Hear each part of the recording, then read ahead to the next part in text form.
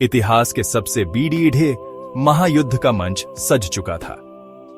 धर्म क्षेत्र कुरुक्षेत्र की पवित्र भूमि पर पांडव और कौरवों की विशाल सेनाएं एक दूसरे के विरुद्ध खड़ी थीं, नियति के निर्णय की प्रतीक्षा में। यह केवल दो परिवारों का नहीं, बल्कि धर्म और अधर्म के बीच का युद्ध था। युद्ध की घोषणा के साथ ही शंखनाद गूंज उठे। नगाड़ों की धमक, रथों के पहियों की गड़गड़ाहट और हाथियों की चिंगाड़ से आकाश और पृथ्वी कांप रहे थे। हर योद्धा का हृदय उत्साह और आशंका से भरा हुआ था। उस कोलाहल के बीच पांडव सेना के महान नायक वीर अर्जुन अपने भव्य रथ पर खड़ी रहे थे। उनके सारथी स्वयं भगवान श्री कृष्ण थे। अर्जुन ने अपना गांडीव धनुष उठाया और श्री कृष्ण से कहा, हे केशव, कृपा करके मेरा रथ दोनों सेनाओं के बीच में ले चलिए, ताकि मैं उन सभी योद्धाओं को भली भांति देख सकूं जो इस युद्ध की कामना से यहाँ एकत्रित हुए हैं। मैं देखना चाहता हूं कि दुर्योधन का साथ देने के लिए कौन कौन मेरे विरुद्ध खड़े हैं। श्री कृष्ण ने अर्जुन की इच्छा को समझते हुए अपने अलौकिक कौशल से रथ को दोनों सेनाओं के ठीक बीच में भीष्म और द्रोण के सामने लाकर खड़े कर दिया। वहां से अर्जुन ने जब शत्रु सेना की ओर दृष्टि डाली तो उनका हृदय कांप उठा। सामने उनके परम पूज्य पितामह भीष्म, गुरु द्रोणाचार्य, कृपाचार्य, मामा शल्य, भाई बंधु, पुत्र पौत्र और बचपन के मित्र खड़े थे। वे सभी जिन्हें वे सम्मान देते थे, जिनसे वे प्रेम करते थे, आज उनके प्राण लेने को आतुर थे। अपने ही प्रियजनों को शत्रु के रूप में देखकर अर्जुन का सारा शौर्य और उत्साह एक पल में पिघल गया। उनका हृदय करुणा और मोह से भर गया और उनका मन गहरे विषाद में डूब गया। उनका शरीर कांपने लगा, रोएं खड्डे हो गए और उनके हाथ से उनका प्रसिद्ध गांडीव धनुष छूटकर नीचे गिर गया। उनकी आंखों से आंसुओं की धारा बह निकली और वे व्याकुल होकर बोले, हे कृष्ण, अपने ही स्वजनों को युद्ध भूमि में देखकर मेरे अंग शिथिल हो रहे हैं और मेरा मुख सूखा जा रहा है। मेरा शरीर कांप रहा है और त्वचा में जलन हो रही है। मैं खड़ा रहने में भी असमर्थ हूँ। मैं ऐसा विजय, राज्य या सुख नहीं चाहता जो अपने ही कुल का नाश करके मिले। जिन लोगों के लिए हम यह सब चाहते हैं, वे तो स्वयं अपने प्राणों की बाजी लगाकर यहाँ खड़ी हैं।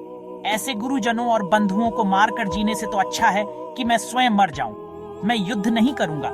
ऐसा कहकर अर्जुन ने अपना धनुष बाण एक ओर रख दिया और शोक में डूबकर रथ के पिछले भाग में बैठ गए। अर्जुन की यह दशा देखकर भगवान श्री कृष्ण के मुख पर एक शांत और रहस्यमयी मुस्कान उभरी। वे अर्जुन के मोह और अज्ञान को देख रहे थे और इसी क्षण उस महायुद्ध के मैदान में दो सेनाओं के बीच मानवता के सबसे बड़े संकट के समय आरंभ हुआ वह दिव्य संवाद जो आज भगवद गीता के नाम से विश्वविख्यात है। हे पार्थ, इस निर्णायक क्षण में तुम्हें यह मोह कहां से उत्पन्न हो गया? यह न तो श्रेष्ठ पुरुषों द्वारा आचरित है, न स्वर्ग देने वाला है और न ही कीर्ति को बढ़ाने वाला है। हे परंतप, हृदय की इस तुच्छ दुर्बलता को त्याग कर युद्ध के लिए खड़े हो जाओ। यह कायरता तुम्हें शोभा नहीं देती। हे मधुसूदन, मैं अपने ही स्वजनों को युद्ध में कैसे मार सकता हूँ? मेरा शरीर कांप रहा है, मेरा मुंह सूखा जा रहा है, मेरा गांडीव धनुष मेरे हाथ से गिर रहा है। हे कृष्ण, मैं विजय, राज्य और सुख नहीं चाहता। कायरता के दोष से मेरा स्वभाव नष्ट हो गया है और धर्म के विषय में मेरा चित्त भ्रमित हो रहा है। इसलिए मैं आपसे पूछता हूँ कि जो मेरे लिए निश्चित रूप से कल्याणकारी हो वह कहिए। अब मैं आपका शिष्य हूँ, आपके शरणागत हूँ, कृपया मुझे उपदेश दीजिए।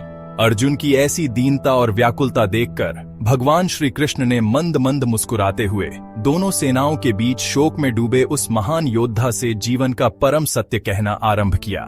न जायते म्रियते व कदाचि नाय भूत्वा भविता व न भूय अजो नित्यः शाश्वतोयम पुराणो न हन्यते हन्यमाने शरीरे।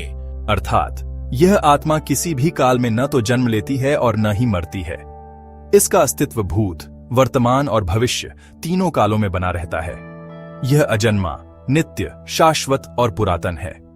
शरीर के मारे जाने पर भी यह नहीं मारी जाती। यह तो बस एक अवस्था से दूसरी अवस्था में प्रवेश करती है।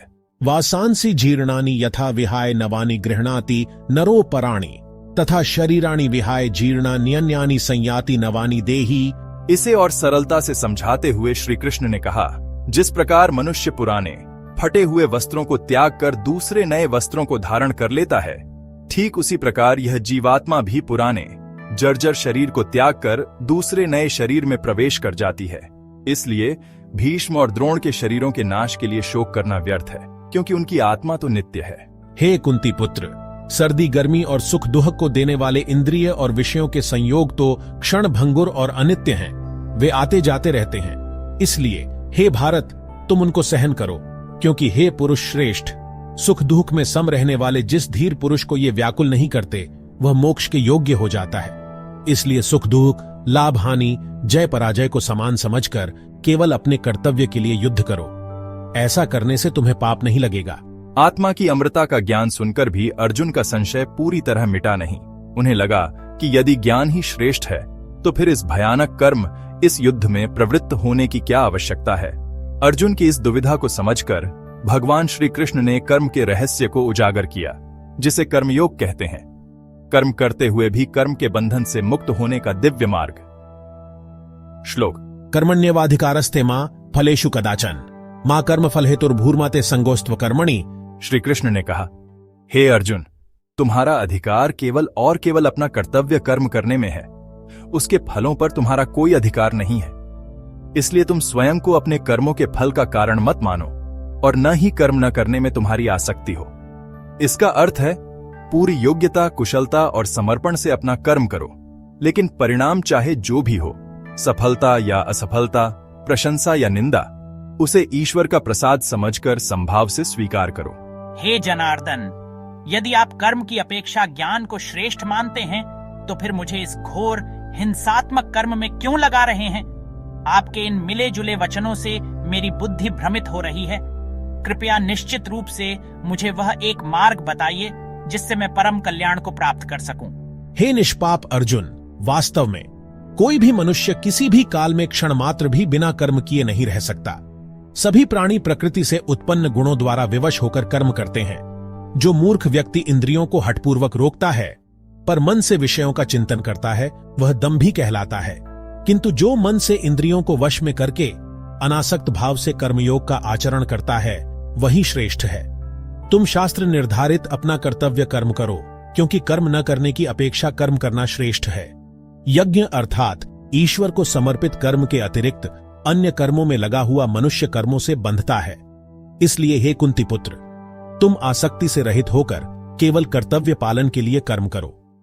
श्रेष्ठ पुरुष जो आचरण करता है, सामान्य व्यक्ति उसी का अनुसरण करते हैं। इसलिए लोक कल्याण को देखते हुए भी तुम्हें कर्म करना ही उचित है। अपने कर्मों को मुझ में अर्पित कर फल की इच्छा और मोह से रहित होकर संताप छोड़कर युद्ध करो। हे केशव, आपका जन्म तो मुझसे कुछ ही समय पूर्व हुआ है।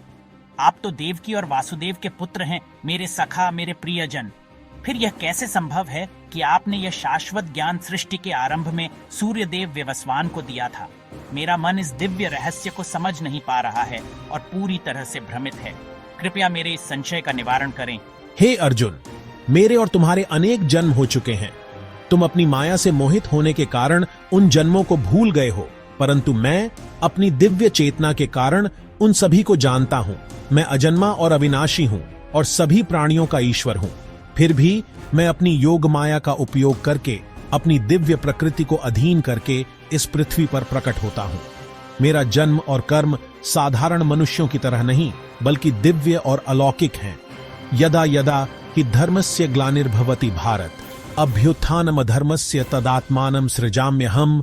अर्थ, जब जब इस संसार में धर्म का क्षय होता है, सदाचार और न्याय की जगह अनाचार और अन्याय ले लेता है और अधर्म अपनी चरम सीमा पर पहुंच जाता है, तब तब मैं परमात्मा स्वयं को एक रूप में प्रकट करता हूं। मैं इस धरती पर अवतरित होता हूं।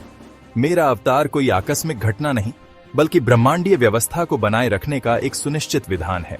परित्राणाय साधूनां विनाशाय च दुष्कृताम धर्म संस्थापनार्थाय संभवामि युगे युगे। अर्थ, मेरा अवतार 3 मुख्य कारणों से होता है। सज्जनों यानी जो धर्म के मार्ग पर चलते हैं, उनकी रक्षा के लिए। दुष्टों यानी जो समाज में पाप और अन्याय फैलाते हैं, उनके विनाश के लिए। और सबसे महत्वपूर्ण, धर्म के सिद्धांतों को पुनः स्थापित करने के लिए। यह मेरी लीला है जो मैं हर युग में दोहराता हूं, ताकि सत्य और न्याय का मार्ग प्रकाशित रहे। इस दिव्य रहस्य को समझाने के बाद श्री कृष्ण ने अर्जुन को ज्ञान के मार्ग की ओर प्रेरित किया, जो मुक्ति का सबसे सीधा साधन है। हे पार्थ, जैसे प्रज्वलित अग्नि ईंधन को जलाकर राख कर देती है, ठीक उसी प्रकार ज्ञान रूपी अग्नि समस्त कर्मों और पापों को भस्म कर देती है। इस संसार में ज्ञान के समान पवित्र करने वाला कुछ भी नहीं है। इस ज्ञान को तुम तत्वदर्शी गुरुओं के पास जाकर समझो, उनकी सेवा करो, विनम्रतापूर्वक प्रश्न करो और श्रद्धा रखो। जब वे तुम्हारे सेवा भाव और जिज्ञासा से प्रसन्न होंगे तो वे तुम्हें उस परम सत्य का उपदेश देंगे। जब तुम इस ज्ञान को प्राप्त कर लोगे तो तुम सभी प्राणियों में उसी एक परमात्मा का अंश देखोगे और तुम में कोई मोह या भेदभाव नहीं रहेगा। तब तुम्हारे लिए एक विद्वान ब्राह्मण, एक गाय, एक हाथी, एक कुत्ता और एक चांडाल में कोई भेद नहीं रहेगा। तुम सब में मुझे ही देखोगे और संभव को प्राप्त हो जाओगे। श्री कृष्ण के इन वचनों ने अर्जुन के मन में एक नई ज्योति जलाई। उन्होंने अपने सखा के भीतर छिपे परमेश्वर के विराट स्वरूप की एक झलक पाई। यह केवल शुरुआत थी उस परम ज्ञान की जो कुरुक्षेत्र के मैदान में गूंजने वाला था और युगों युगों तक मानवता का मार्गदर्शन करने वाला था।